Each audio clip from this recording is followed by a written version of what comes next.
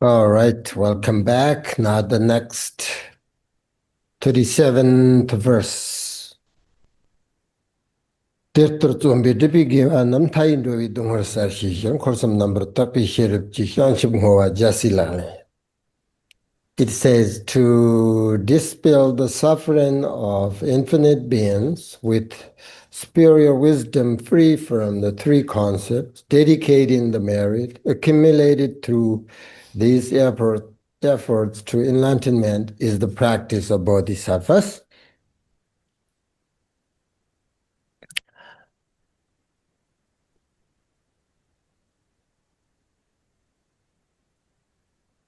So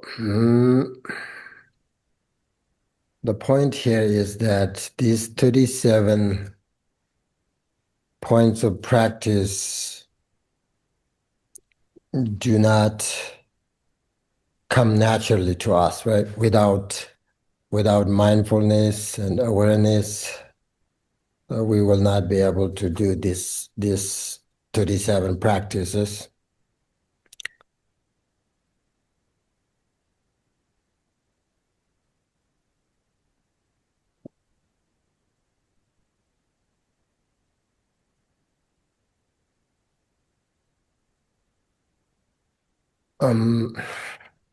The nature of our being tends to manifest in negative actions due to our habits. The only way to transform these habits is to engage in these 37 practice with effort and diligence. If we succeed in developing our virtuous attitude through practice, what should we do with this virtue? The answer is here to use it to help remove the suffering of all beings. This means that any virtue or any merit we accumulated should always be dedicated to others, including, of course, ourselves. If you share the merit of your practice or positive actions with all beings mentally, right? That merit will last until you, according to Mahāyāna Buddhist teaching, that merit will last until you reach enlightenment. It's just like they said in the sutras, they say just like a drop of water that you put into the ocean, that will never dry up for as long as the ocean remains. It's also important to dedicate your merit to the right goal. So your dedication must to be pure. But when we have a good motivation, then no question, your dedication will be very pure. And when we make this dedication, it should be done without any clinging to our own personal benefit or, and without attachment. That's why it says here, with spiritual wisdom free of concepts of the threefold purity. Do you understand that? The threefold periods of dedication refers to the absence of inherent existence in three aspects. Same thing, the person, it's a threefold period. Threefold period, the person who dedicates, right? The person who receives the dedication and dedicated merit, this is called in Mahāyāna threefold purity. All are empty of inherent existence. And this understanding is the wisdom that realizes emptiness.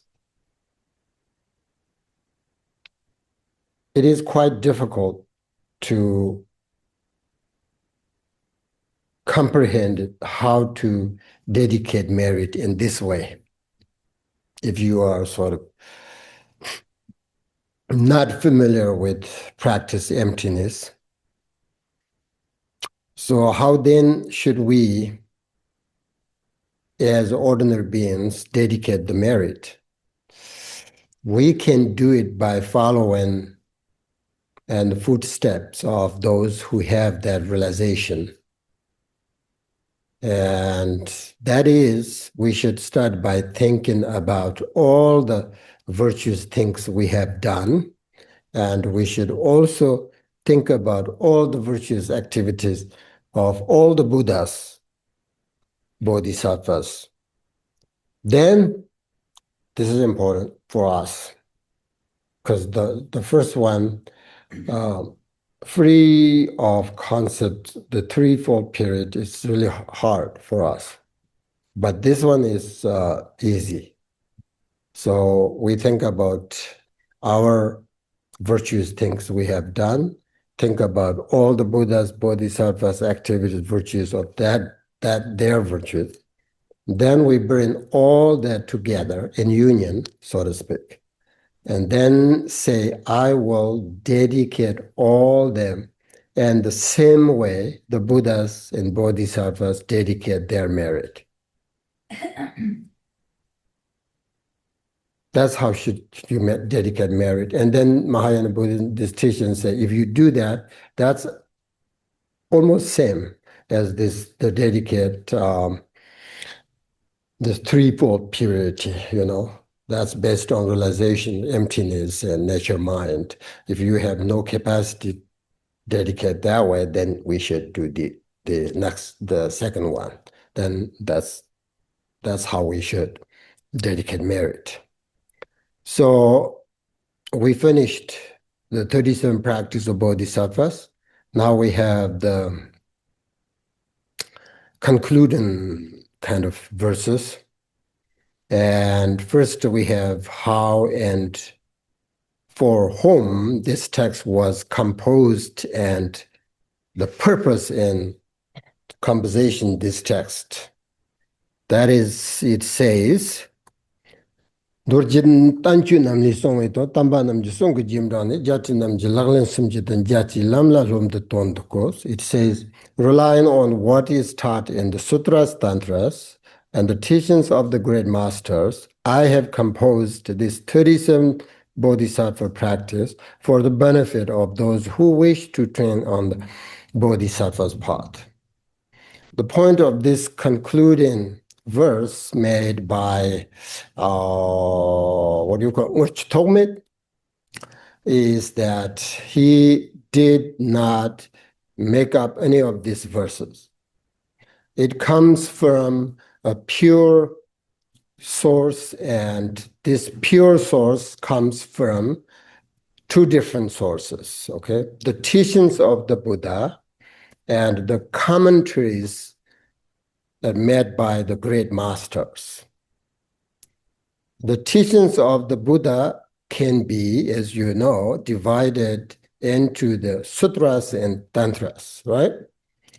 The sutras mostly focus on wisdom, compassion, and the nature of reality. And the tantras refers to Vajrayana teachings, which often involve special practices like deity, visualization and mantra recitations, right? So Ngulchu Thokmé also based this teaching on the commentaries of realized the teachers who have walked the path before him. So to write an authentic teaching, tradition requires that the author to possess at least one of three qualifications. At best, the author should have fully realized the ultimate nature.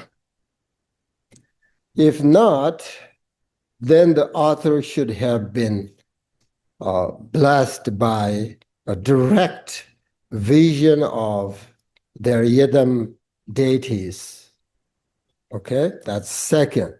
And at least the author must have thoroughly studied the Buddhist teachings and possess perfect knowledge.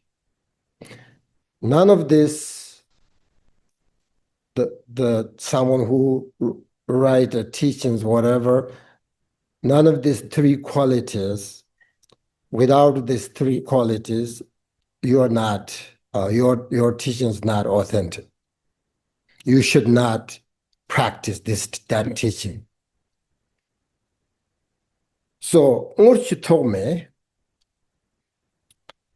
possessed all these the qualifications. He had immense knowledge and was also blessed with numerous visions of, wisdom deities. So this 37 practice of Bodhisattva is the most direct and profound Mahāyāna teachings. So Ngulchu Thokmé is offering here a very, practical guide and clear instructions with this 37 practice.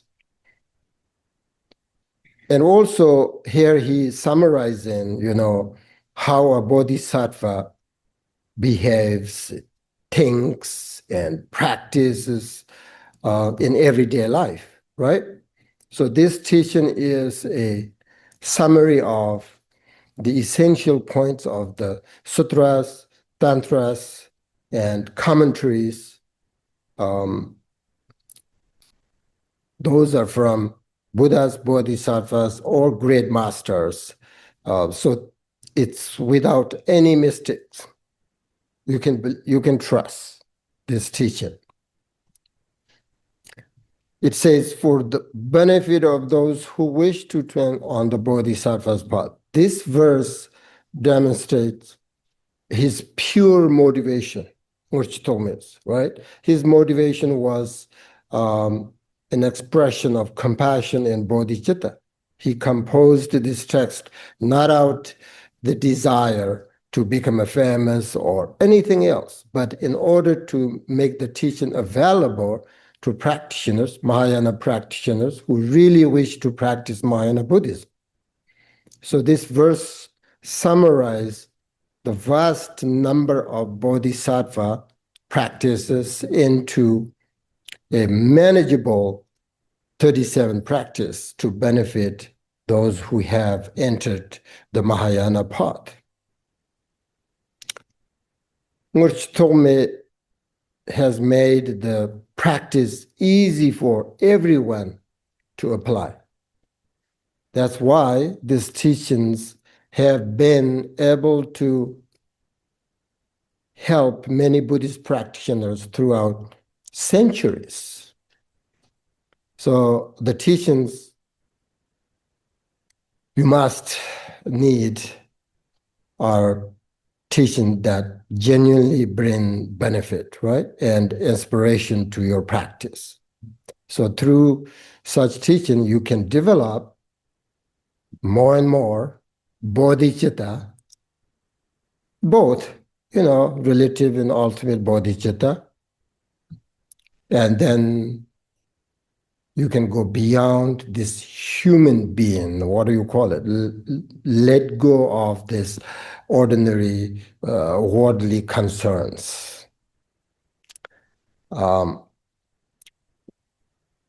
and also develop the relative bodhicitta, the determination to achieve enlightenment in order to be able to benefit all beings, and that will lead to you to ultimate bodhicitta, the realization of the ultimate primordial wisdom, the nature mind. That is Buddhist called enlightenment. So bodhicitta opens door to whatever practice you do. So important. So that's how Ngulchu Thokmé composed this text and his motivation. It shows here, right? Now the next verse, Ngulchu Thokmé showed his sort of humble attitude. It says, Lodu manshan jongwa chong ikir kiba jipi debjir mam chi chang dodang tanchu song la tembi hir jati laglen terme lag person. It says, because of my poor intelligence and literary education, the art of this text will not delight scholars. Yet, since they are based on sutras and the teachings of the great masters, I think this practice of bodhisattvas are not mistaken. So in this verse, the author, Ngulchu Thokmé, was being very humble. You can see that. He truly sort of treasures others and is not concerned with his own reputation when you read this history. Even though he was a highly realized and learned master. But, the great masters never think proudly about what great learn or realizations they possess. Instead, they hide their experience qualities.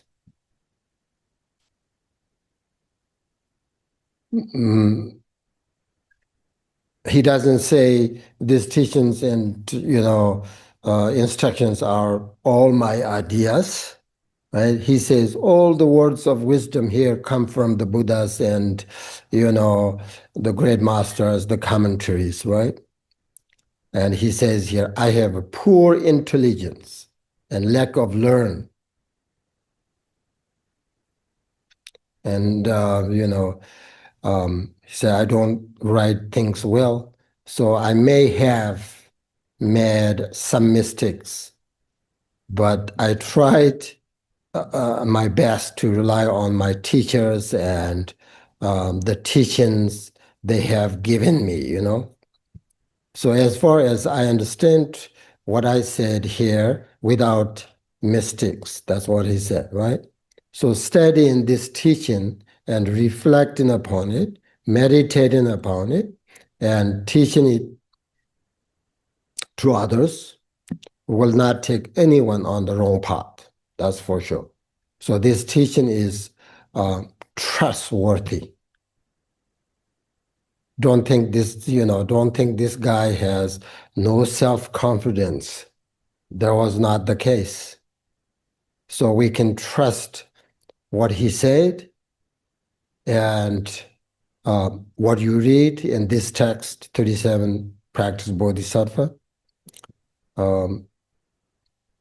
He is showing us the, activities of Bodhisattva.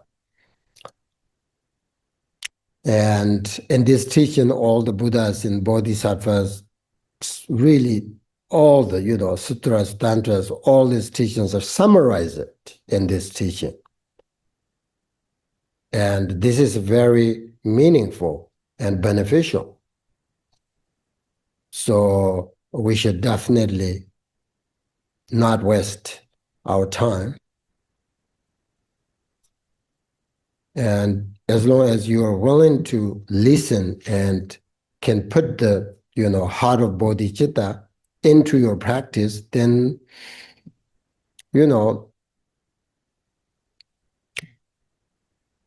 I will take the responsibility to teach you, give you the transmissions. As I said, Kanji Jingme Panzo, he wished, he said, I want to receive this 37 practice Bodhisattva at least 100 times.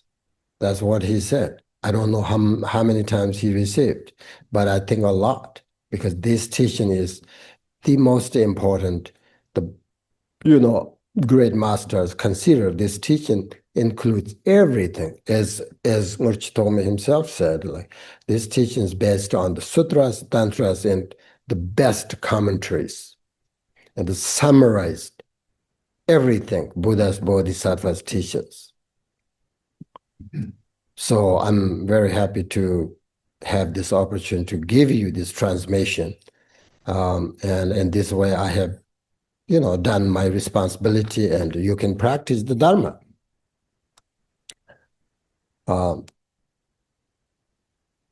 In these days, you can listen to very important teachings, online and on the internet, and which is very, very, very helpful. But it's very different from sitting in a room with your spiritual friends and teacher who is speaking sort of poorly English and directly to you and giving teachings to you directly from authentic lineage. It is not easy to have this opportunity. Believe me, it's very precious. Anyway, now the next verse, Ngulchu Thokmé, really he confessed any mistakes he may have made and asked forgiveness. It says, so it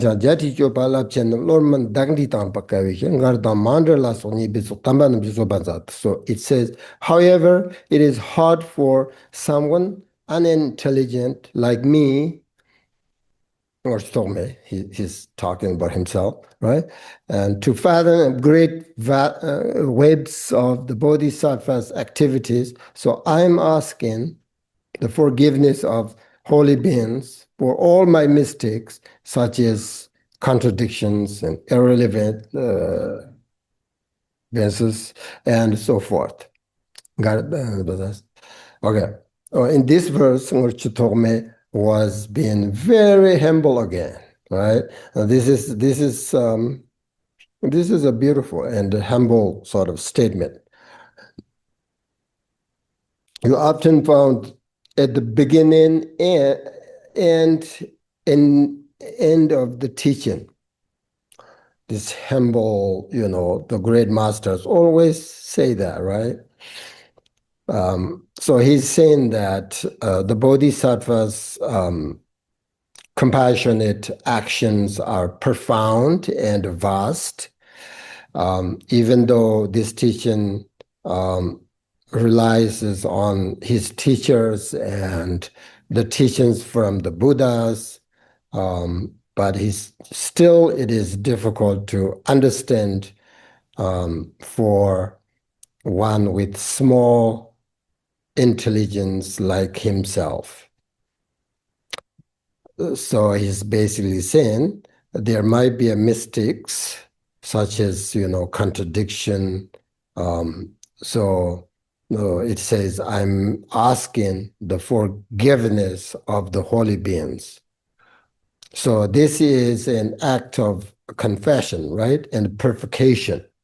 So he's aware that in trying to explain or engage with such deep topics, mistakes are inevitable.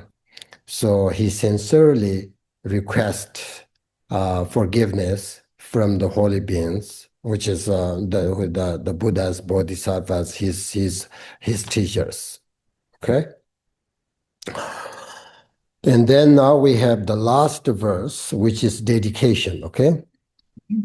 Telishung giving roa, Tondum Kunzu, Shanjib Simjuku, Tedan Shivin, Talaman, Bichari Zangan, Tedan Somber Show, Chipandaran Yala Pambiton, the Lon Arikpan, Havitsumba Tomijing, Chirinchin Puk the Jarrah. It says, by virtue of this merit gathered here, by the power of the relative and ultimate bodhicitta, may all sentient beings become like the Lord of Avalokiteshvara, who is beyond the extremes of samsara and nirvana. For the benefit of self and others, this was written by Thokmé, a teacher of scripture and logic at the Ngulchu Rinchen cave. Done. So this is beautiful dedication verse with a deep meaning. So generally speaking, Buddhist text always end with a dedication of merit. It reminds practitioners that all the virtues they accumulated through their Dharma practice is for the benefit of others. So that's why it says, by virtue of this merit gathered here, this refers to this practice teaching written by Ngulchu Thokmé. So he dedicates whatever merit has been gathered and generated in composing this text. He wishes that all beings may achieve enlightenment, and the main aspiration of this verse is that all beings become equal to the practice of Avalokiteshvara. That's what I say, right? So it means equal in Avalokiteshvara as limitless compassion and wisdom. So Ngulchu Thokmé wishes all beings may achieve Avalokiteshvara's level, so that they may benefit all beings just as Avalokiteshvara does. So it says, by the power of relative and ultimate bodhicitta. So through this teaching, Ngulchu Thokmé wishes that we all are able to generate bodhicitta and achieve liberation for the benefit of all beings. So he dedicated all this merit so that all beings develop both relative and ultimate bodhicitta. So that's very important, because in order to use our human life correctly and in order to achieve enlightenment within this life, we all have to dedicate ourselves to the genuine practice of the Bodhisattva path, which is a really beautiful path. No dangerous. This is the best path, I think.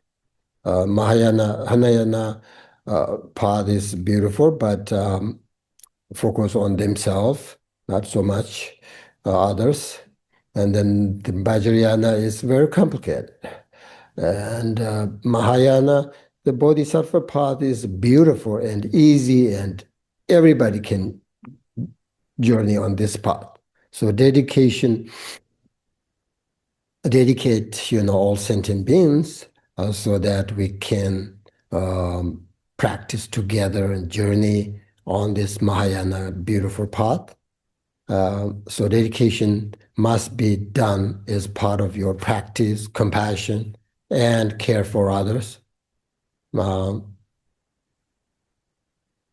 So I sincerely wish this teaching will help everyone to generate bodhicitta.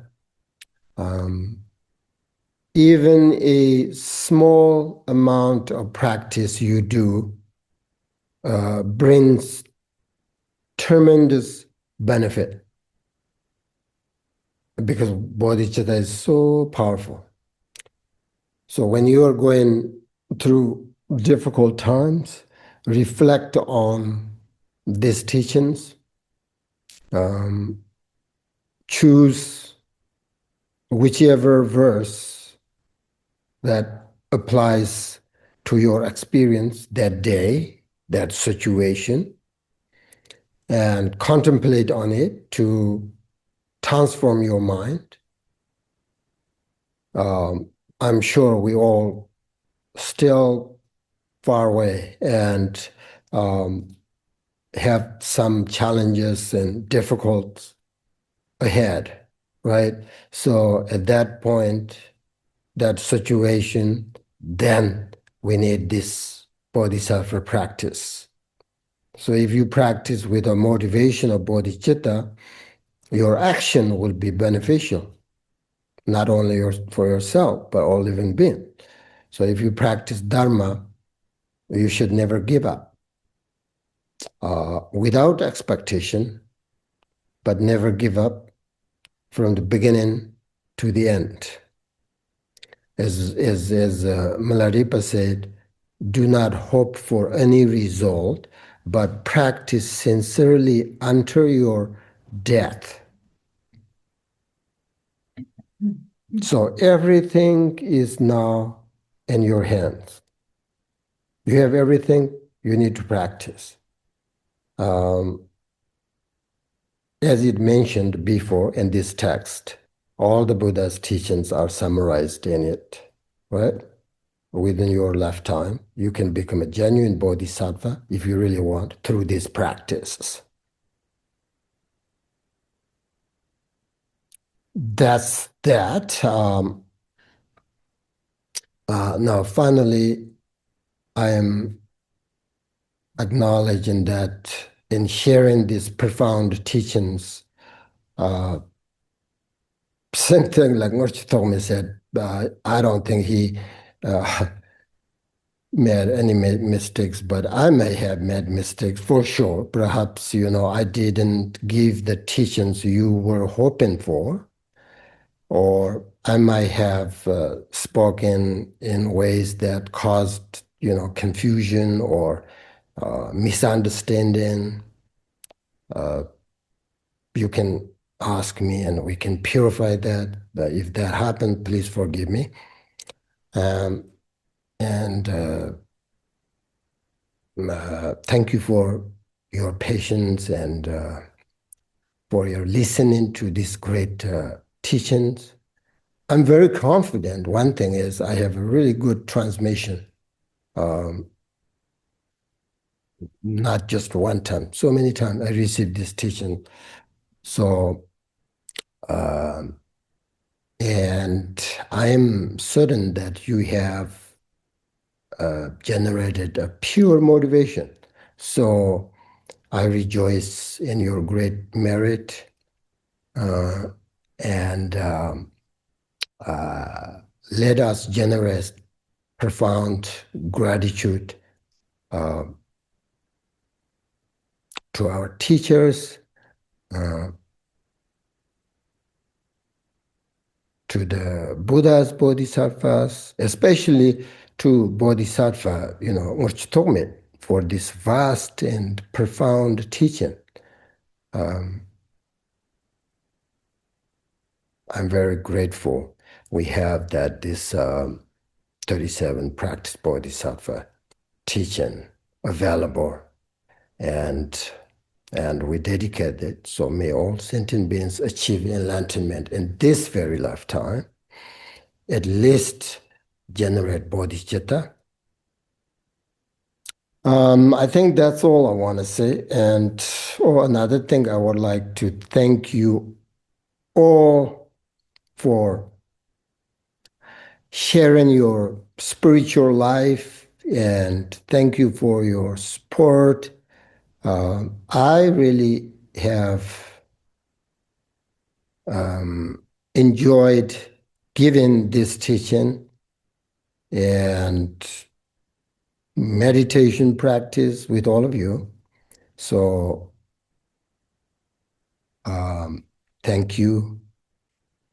And I also would like to deeply thank the volunteers who have put so much energy into this retreat. And I also would like to thank especially those who have worked so hard taking care of this retreat, and Bodhicitta Sangha, our board members. Thank you, Jeremy, Rick, here, Colin, Keith, Kelly, Kitty.